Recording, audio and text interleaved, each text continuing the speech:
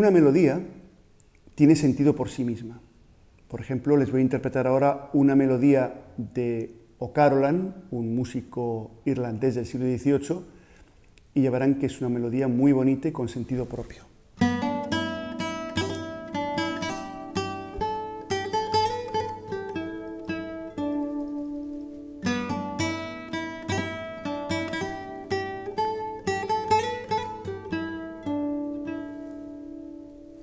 Pero si quiero entender plenamente qué puede llegar a ser esta melodía, si quiero sacarle todo su partido, si quiero que cobre toda su densidad, necesito acompañarla, esta es la palabra clave, con otras melodías, con otras cuerdas. Fíjense la diferencia.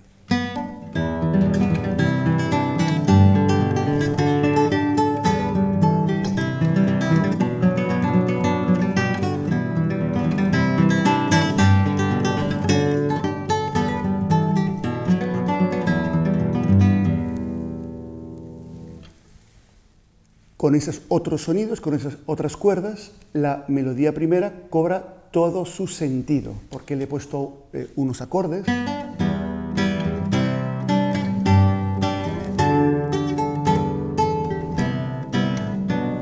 Y porque le he puesto un ritmo. Del mismo modo, su vida, la mía, es como una melodía. Cada uno interpreta su melodía en la vida, pero cobra todo su sentido a través del acompañamiento, siendo acompañado por otras melodías. Todos nacemos en un contexto familiar, nacemos en un contexto social, con personas concretas que nos van acompañando. Pues les propongo hoy hablar de la importancia de acompañar y de ser acompañados. Y ese es precisamente el tema de hoy, el acompañamiento. Como ven, hemos empezado el programa de una forma muy especial, con una metáfora musical, un regalo que viene de la mano del que para mí personalmente es el mejor embajador en esta disciplina en nuestro país, don José Manuel Domínguez Prieto, director del Instituto de la Familia, doctor en filosofía, autor de más de 70 libros e investigador desde hace más de un lustro ya en esta disciplina que nos ocupa, ¿verdad? Pues efectivamente, estamos trabajando con pasión en este área del acompañamiento porque creemos que es la respuesta a una necesidad pues en este momento de la historia, ¿no? Hasta ahora había otras disciplinas distintas que iban en la misma dirección, pero como pues, la psicoterapia para algunas cosas, el coaching, pero luego hablamos de eso, ¿no? Y esto se revela como una necesidad importante. Está empezando a sonar ya con más fuerza la palabra acompañamiento en España, ¿no? Poco a poco. No son muchos los lugares donde se trabaja esto de una manera, digamos, profesional, técnica, pero sí, o sea, por un lado, se está trabajando en Madrid, lo estamos trabajando desde el Instituto de la Familia, en Orense, en dos universidades, una en Chile, otra en Madrid y nosotros.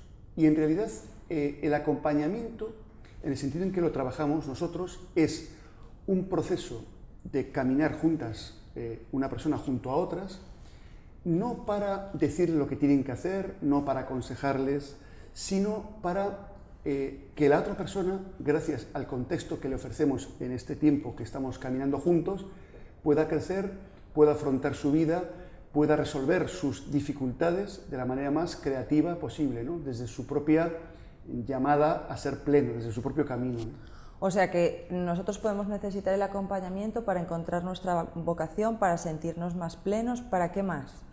En realidad, toda persona necesita ser acompañada, desde que somos pequeñitos. Desde que somos pequeños, por supuesto en familia, con los amigos, pero vivimos en una sociedad muy individualista. Vivimos en una sociedad donde hay mucha soledad, donde ya no encontramos personas de referencia, donde ya no tenemos claro cómo afrontar los conflictos de cada etapa de la vida. Por eso surge profesionalmente una figura, la del acompañante, que da lugar a procesos para que las personas sepamos desde cómo afrontar un duelo, cómo afrontar las encrucijadas laborales, las dificultades de relación en pareja, de relación con los hijos, con compañeros, sobre el sentido de mi vida, sobre qué hacer en este momento, cuando tengo una profunda insatisfacción, cuando estoy un poco desorientado, cuando ya lo que me satisfacía ya no lo hace. vamos pasando etapas en la vida y hay momentos de crisis. De alguna manera, las crisis son oportunidades, pero han de ser acompañadas. Si no, la tendencia natural en el contexto social en el que estamos es huir, anestesiarse. Sí, efectivamente, la evasión está muy de moda. Esto que nos comentas no es, disculpa la pregunta, pero más o menos lo que hace un psicólogo o un coach. Pues efectivamente es algo nuevo. Los psicólogos que pues tras la pandemia y otras situaciones han ampliado mucho su red de aplicación y realmente son necesarios, pero realmente un psicólogo, su campo propio, me refiero al psicólogo clínico, es el campo de las distorsiones personales, de los traumas personales, de las heridas profundas, de los trastornos psicológicos, una obsesión, una compulsión, una fobia, un insomnio. El coach sí parece que acompaña, hace un acompañamiento para los problemas de la vida cotidiana, resolver un problema laboral, lograr mayor eficacia, rentabilidad o que la persona rinda más en su empresa, pero eso son cuestiones muy puntuales. El acompañamiento va a lo profundo de la persona, para desde su llamada, su camino propio, sus valores, sus ideales, el para qué de su vida, orientarla en sus momentos de crecimiento, de crisis. Por tanto, se diferencia de una cosa y otra. No es dar consejos, no es hacer terapia, no es hacer compañía, sino que es un proceso de ayuda al crecimiento pleno personal. Vale, o sea, no es algo tan específico como lo que hacen los coaches para una cosa concreta en un momento determinado, ni tampoco trata una patología, ¿no? Eso es. Sí es específico porque también permite afrontar los problemas de cada momento, pero desde una perspectiva mucho más profunda que el coaching. Claro, va más... El coaching da técnicas para tengo un problema, pues exactamente define el problema, cuál es tu situación ideal, qué opciones tienes y qué pasos vas a dar. Pero nosotros, el acompañamiento redimensiona eso desde el conjunto de tu vida. ¿Cuáles son tus valores? ¿Cuál es tu llamada? ¿Cuál es el para qué de tu vida? ¿Qué es lo importante para ti? Entonces, es una forma muy distinta de abordar y mucho más plena de abordar las dificultades y las situaciones del día a día, ¿no? ¿Y quién puede acompañar? De hecho, acompañamos todas las personas. Lo que pasa es que hay que prepararse, no basta la buena voluntad. Por tanto, para acompañar hay que formarse. Primero hay que formarse. No hay muchos sitios en el mundo donde haya formación hoy por hoy para acompañamiento y después se exige una cierta madurez personal. Para acompañar hace falta estabilidad, hace falta un recorrido ya en la vida. Por eso una persona muy joven puede, por supuesto, hacer tareas de acompañamiento, de ser un buen amigo de sus amigos, pero en el sentido profesional, en el sentido riguroso, profundo que le estamos diciendo, hace falta un recorrido en la vida, hace falta haber pasado por muchos dolores, frustraciones, haber encajado las propias circunstancias de dolor personal, de sufrimiento, ¿no? Para tener experiencia de la vida. Y por otra parte hace falta madurez, hace falta estabilidad y además una vocación, un amor por las personas, por estar a su lado. Hay un momento en la vida de muchas personas, después de haber luchado por su vida profesional, de haberse situado, que dices, esto ya no me satisface. O sea, está bien lo que he conseguido en el ámbito de la empresa, en el ámbito profesional, en mi carrera, en tal aspecto, pero ahora quiero dejar otra huella, quiero acompañar personas, mi familia, compañeros. Ese es el momento en que uno se plantea, voy a prepararme para acompañar a otros. Por tanto, es una tarea tanto profesional como de voluntariado, pero que exige madurez. Y vocacional, me parece muy importante eso que acabas de decir. O sea, no nos dedicamos al acompañamiento para hacernos millonarios, no nos dedicamos al acompañamiento buscando otro fin, sino que es el fin en sí mismo, ¿no? O sea... Sí, es una actividad que por supuesto puede ser remunerada y de hecho lo es, pero es una posición biográfica de voy a hacer algo con otros y para otros, ¿no? Que es el momento de maduración. Cuando uno es inmaduro vive desde otros, desde mis padres, mis profesores, mis amigos. Cuando uno tiene una edad intermedia vive con otros, pero cuando uno madura del todo vive para otros. Es el momento de dedicarme al acompañamiento. Eso es como muy humano, o sea, de alguna manera el acompañamiento refleja nuestra esencia como seres humanos, Eso ¿no? es, en realidad, perfecto. En realidad, el acompañamiento es la tarea más personalizante que existe. Es vivir un poco la paternidad o la maternidad espiritual, si se puede decir así. Es vivir el momento de plenitud, que siempre es cuando uno es inmaduro, vive centrado en sí. Cuando madura, vive descentrado en otros, vive para otros, ¿no? Y por tanto es una tarea profundamente humanizadora, también para el que la ejerce, ¿no? Qué bonito. Has comentado como que varias áreas, empresarial, deportiva, espiritual, acabas de introducir ahora. ¿En qué ámbitos podemos acompañar? Pues los ámbitos del acompañamiento son varios. Primero, el ámbito personal, es decir, hago un acompañamiento a una persona que tiene un problema de sufrimiento en su relación de pareja, con sus hijos laborales, de crisis personal, de duelo, hago un acompañamiento personal. El acompañamiento personal, dado que va a lo profundo, podríamos decir que es un acompañamiento espiritual. No me refiero al religioso. Si es una persona creyente y ella saca ese tema, pues encajaría ahí. Pero es un acompañamiento espiritual, por tanto profundo, ¿no? Desde los amores, creencias y esperanzas de la vida. Después está un acompañamiento educativo. Realmente, cada vez más en España y en América se está hablando del acompañamiento educativo. El profesor no simplemente debe ser un transmisor de información, sino alguien que acompaña a la persona del alumno. Lo que en otros sitios se puede llamar mentorías o tutorías, no en el sentido de tutoría académica, de cómo te va la matemática, es que te llevas la agenda al día, no en ese sentido, sino acompañamiento personal. Después está el acompañamiento terapéutico, porque junto a las terapias, el contexto en el que aplico la terapia es la clave. Decía Carl Rogers que la mejor terapia es el terapeuta, la calidez personal de cómo acompañas. Entonces, está muy bien saber las técnicas cognitivistas o conductistas para evitar una fobia, para afrontar una distorsión cognitiva. Está muy bien saber las técnicas sistémicas, pero el contexto de acompañamiento, el cómo tener calidez, cuál es el método en el que me sitúo ante tu vida para llevarte de la mano y que seas tú, porque la tentación de la psicología tradicional es el paternalismo. Tú vas a hacer tal, yo te digo lo que tú tienes que hacer y yo te aplico mis técnicas y mis categorías. No, es al revés. Es qué vas a hacer tú por ti mismo. O sea, levántate, toma tu camilla y echa a andar, tú. Por tanto... Perdona un apunte. Sí. Entonces, así como en terapia hablaríamos de pacientes, aquí ya no estamos hablando de pacientes, ¿no? O sea, es un sujeto activo. Activo, autor de su vida. Lo último dos palabras que jamás utilizaríamos en acompañamiento es el paciente. Yo tengo 3 pacientes, no, tienes 3 acompañados o 3 personas que acompañas y tampoco clientes. Eso iba a decir, o sea, tampoco son clientes. No son clientes, aunque te paguen, pero es mucho más que un cliente. O sea, a mí no me importa él porque me da un dinero, me importa él como persona. Hago un proceso personal con él donde yo me implico también mucho, ¿no? Entonces, no es un cliente, no es el usuario de un proceso, no es un paciente, es agente, autor de su vida. Y yo tengo que mirarle con respeto, con reverencia y con asombro, además, ¿no?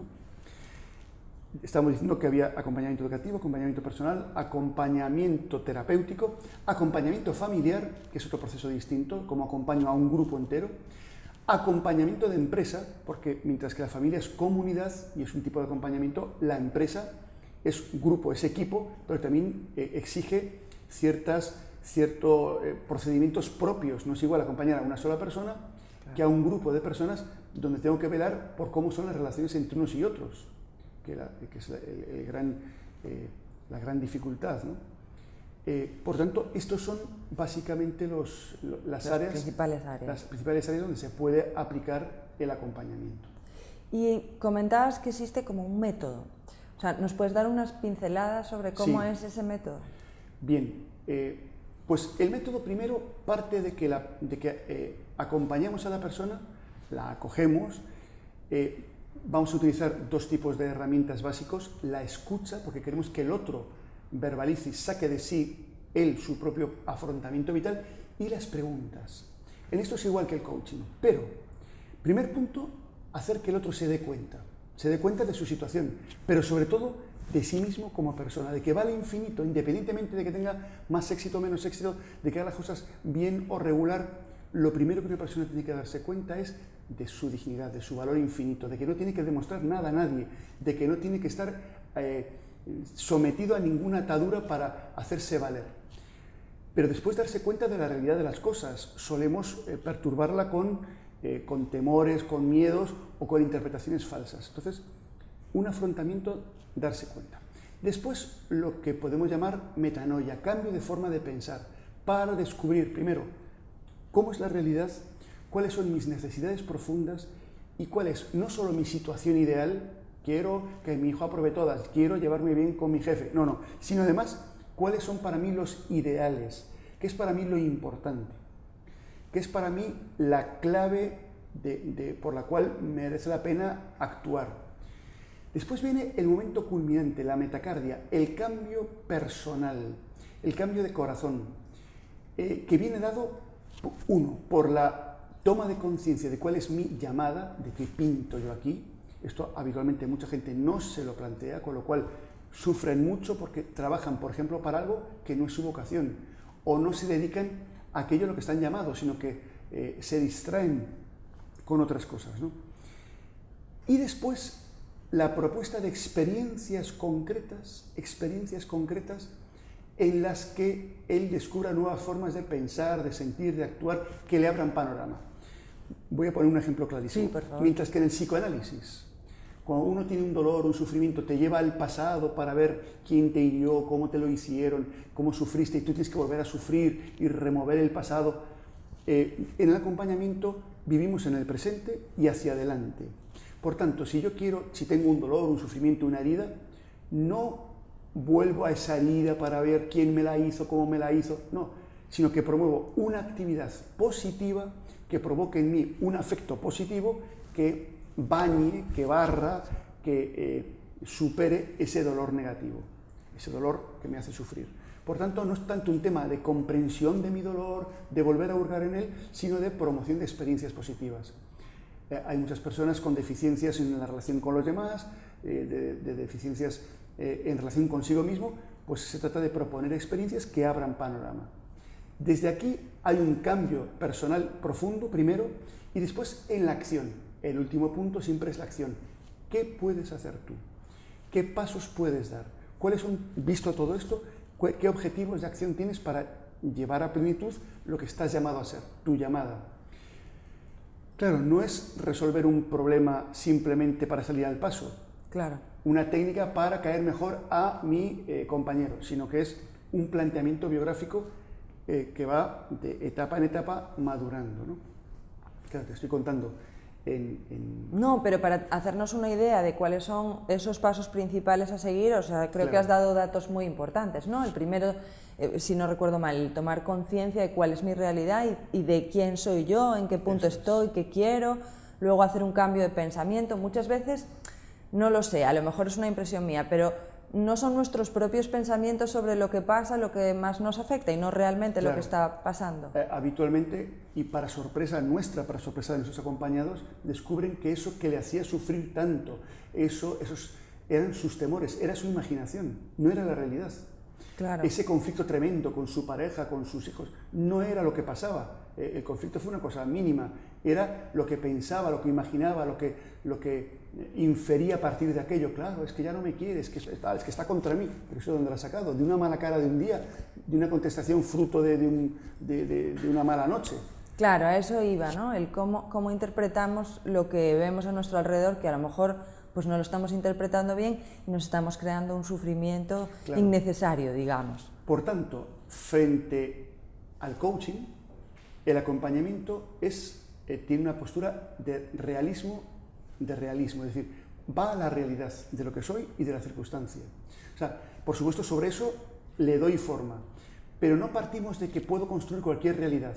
No vale todo en la vida. Hay uno que es mi camino y otros muchos que no son mi camino. Si yo me empeño a ir por uno que no es mi camino, tendré éxito, dinero, tendré muchas cosas, pero no estaré pleno. Y al final eso se va a manifestar también psicopatológicamente, ¿no? Claro, puede llevar a una psicopatología.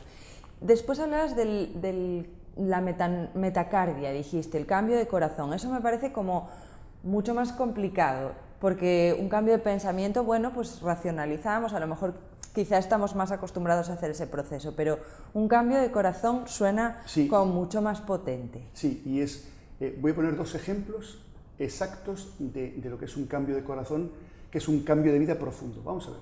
El primero más sencillo. Yo puedo comprender, si me lo explican, que el tabaco perjudica la salud. Y lo comprendo y lo estudio. Fíjate, la nicotina afecta al pulmón. Sí, pero yo sigo fumando.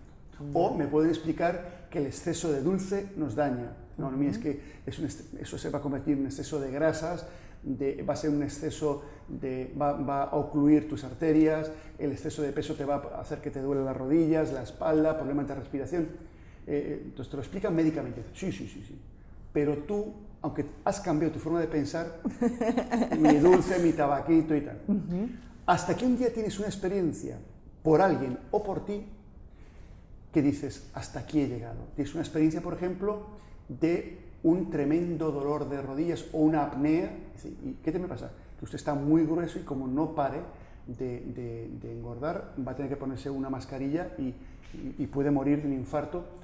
Cuidado, ya he tenido una experiencia dolorosa en este caso que me ha cambiado. Me cambian las experiencias. O por ejemplo, otro caso, soy el patito feo. Hay gente que nadie dice que no vale para nada, que no atrae, hasta que alguien se enamora de él. La experiencia del enamoramiento te cambia. Oye, gusto a alguien, por tanto, soy gustoso, ¿no? Te cambia una experiencia.